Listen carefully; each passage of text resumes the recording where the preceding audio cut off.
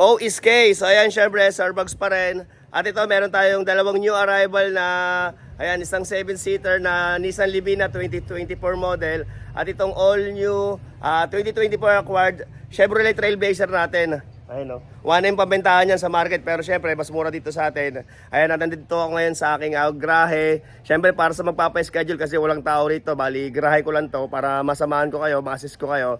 Ayan yung aking contact number. Tawag or text kayo ahead of time or one day before para sa mga gusto mag-test drive. Okay, so dalawang unit lang muna, pero syempre sana kung okay lang pa-follow at saka pa-subscribe at pa-like na rin. And syempre, huwag kalimutan na mag-comment, okay? So start na natin to agad, syempre. Let's go! Okay, so ayan, unahin ko lang muna tong 2024. Ayan, Nissan Livina 1.5 BE, automatic transmission, 7-seater, kulay silver, ayan, gas engine.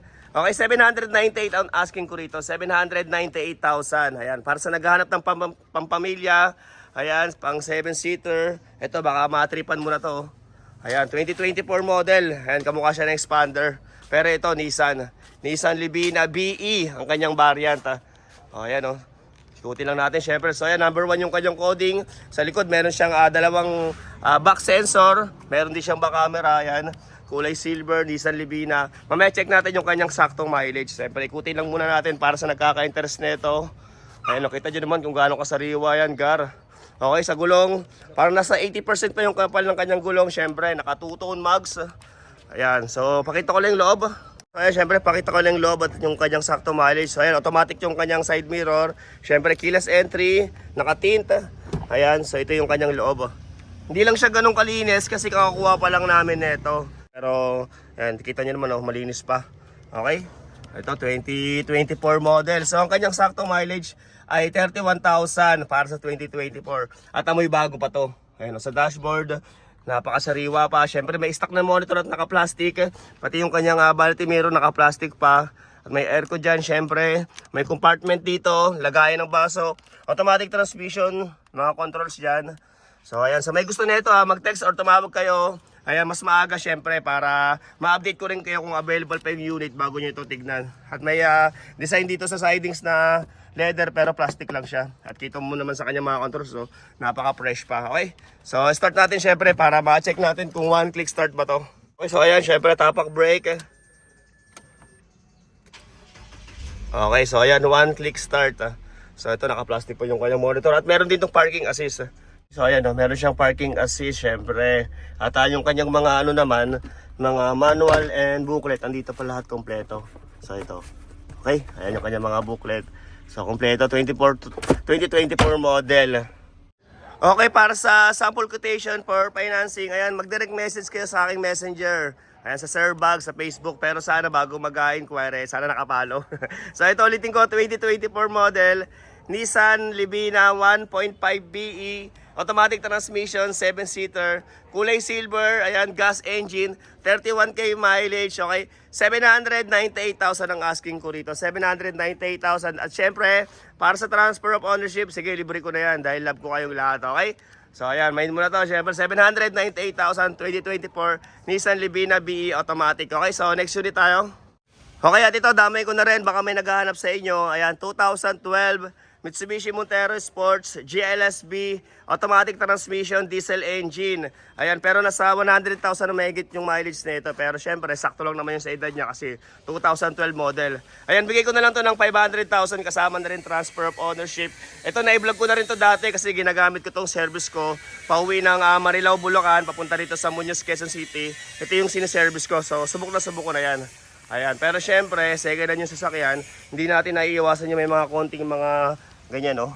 Pero syempre, assistant kasi second hand dyan eh. Pero solid ang ilalim yan, solid ang makina dahil subuko na yan, okay? 500,000 kasama na transfer of ownership, 2012 model, Mitsubishi Montero Sports GLSB, diesel engine, automatic. Ayan, 100,000 na mahigit yung kanyang mileage, okay? So, next unit tayo. Okay, at ito, damay ko na rin tong isa kasi available pa, pero na-vlog ko na to eh. Pero ngayon, ayan, baba ko na yung presyo na ito para sa mga followers natin. Ayan, 2018, 2019 acquired, Suzuki Ertiga, 1.5 GL, automatic transmission, gas engine, 7-seater, kulay maroon. Ayan, bigay ko lang to ng 498,000. Ayan, syempre basta nakapalo sa atin, 498,000 kasama na rin transfer of ownership. At ito, for register na rin yan. Sige, libre ko na rin yan. Ayan, pero syempre, sana, ayan, huwag kalimutan na mag-comment dito. At ayun, pa-comment na rin kung taga saan ka, syempre. Ayan, para malaman ko lang kung saan umaabot yung video natin kasi nakakatawa. Lalo yung mga OFW natin na, ayan, masugid natin taga sa bye-bye. Ayan, thank you sa inyo.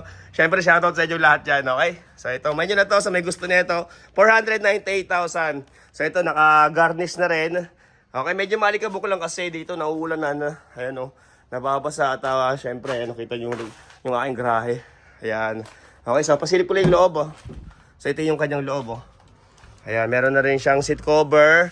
Naka-stock na LCD monitor. Ayan, at dalawa susi na ito. Then yung kanyang sakto mileage, nakalimutan ko. Pero parang nasa 50,000 na yung mileage na ito. Kasi ilang buwan na rin to sa akin, di pa nakukuha. So ayan, kaya mababa yung mileage niya. Then yung kanyang mga booklet nandito pa. Okay? 2019 acquired to. Gulong, makapal pa naman yung kanyang mga goma. Siyempre, naka-stock na mags din. At dito naman sa bandang likuran. Okay, meron siyang back camera. Okay, number 3 yung kanyang coding. At may dalawang back sensor. Ayan, 2019 acquired Suzuki Ertiga. Sa may gusto na ito, 498,000 na lang kasama na transfer of ownership. Okay, so ayan, medyo madumi lang pero pag titignan nyo ito, papalinis ko pa naman yan. Siyempre, para mas kakit-akit sa panigin nyo. Okay? Kasi dami ko lang ito eh. So, 2018, 2019 acquired Suzuki Ertiga 1.5 GL. Automatic transmission, kulay maroon, 7-seater, gas engine. Okay, 498,000. Okay? So, next tayo dito. Ito yung last unit natin. All new Chevrolet Trailblazer. Okay, so ito, 2023, 2024 acquired all-new Chevrolet Trailblazer. Ayan, automatic transmission, 1.3 turbo gas engine. Ayan, kulay maroon. Okay, compact SUV. Baka may naghahanap sa inyo ng ganyan. Okay, 948,000 ang asking ko rito. 948,000. Ayan, napakaganda nito. Brand new condition din at amoy bago. Ayan, tingnan sa gulong oh. Bagong-bago pa yung kanyang gulong. Siyempre, naka-stock the max. At hindi lang siya ganun kalinis, pero papalinis ko pa naman yan. Okay? So, ayan, number 0 yung kanyang coding. Siyempre, may fog light. Meron na rin day running light. Ay, napakaganda ng kanyang headlight. Oh. Kita nyo naman, ibang-iba na. Compact SUV, gas engine na to. Hindi na siya diesel. Ayan. Sa mga nagkaka-interest, siyempre, 10,000 ang ating reservation. Mapa-cash or financing. Ito, nakuha kasi namin. Ayan, wala siyang takip dito. So ito yung issue niya. Pero na-orderan na namin yan. Ayan, hintay lang namin dumating dito. So ito naman yung kanyang likuran. Ayan, may logo ng Trailblazer dyan. Number 0 yung kanyang coding. May 4 na back sensor. LT ang kanyang variant. Ayan, 1.3 turbo gas engine. Ayan, kulay maroon. Okay, so ayan, syempre pakita ko lang yung loob. Ayan, dalawang pindot. Siyempre, para magbukas yung kanyang lahat ng pintuan. Kasi pag isang pindot lang, yung sa may driver side lang eh, nabubuksan. So, ito yung kanyang loob. Ayan. Kita mo naman natin may bago pa to. Ayan, naka-leather seat. Siyempre, may armrest. At pag inangat mo yan, may compartment dyan. Lagayan ng mga baso, automatic transmission. May mga controls dyan. At meron tong heater seat. Ayun o. Okay, so, yan, kita nyo naman sa kanyang dashboard. Napaka-fresh pa. Brand new condition. Okay, syempre push start button, LT ang variant, may stock na monitor, at hanggang likod naka-leather seat yan lahat to. So ayan, main muna to at meron siyang siding sa na may design. May mga control sa steering wheel at tignan nyo naman yung kanyang pagka-leather ng kanyang steering wheel. Bagong-bago pa at ang yung kanyang mga booklet and manual, andito pa lahat kompleto. Okay, so ayan.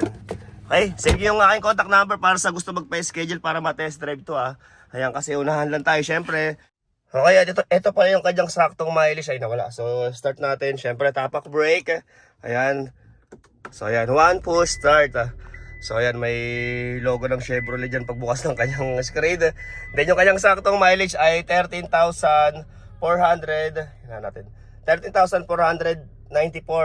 Ayan, yung issue lang niya ito, wala siyang gas. Pabos na yung gas niya. Syempre, ano siya, ito, electronics na rin yung kanyang yung kanyang handbrake. So ayan, at meron din tong parking assist yata eh. So ayan, may parking assist din So ayan, okay. At ayan ka, tignan nyo naman andyan pa yung kanyang mga plastic ng pagka-brand niya Ayan, hindi ko pa tinanggal kasi syempre, ayan yung mga plastic ng pagka-brand new. So ayan Okay, at pati sa mga likod meron pa. Ayun. So ayan. Okay, so ayan, ulitin ko, 2023 model, 2024 acquired, all new Chevrolet Trailblazer, 1.3 turbo gas, automatic transmission, kulay maroon, gas engine, ayan, compact SUV, LT ang kanyang variant. Okay, 948,000 na lang to. 948,000 para sa mga followers natin. Kasama na rin transfer of ownership. Okay, so ito lang muna ang papakita ko syempre para sa ibang unit na hinihintay nyo. Abang-abang na lang kayo para sa sunod nating vlog.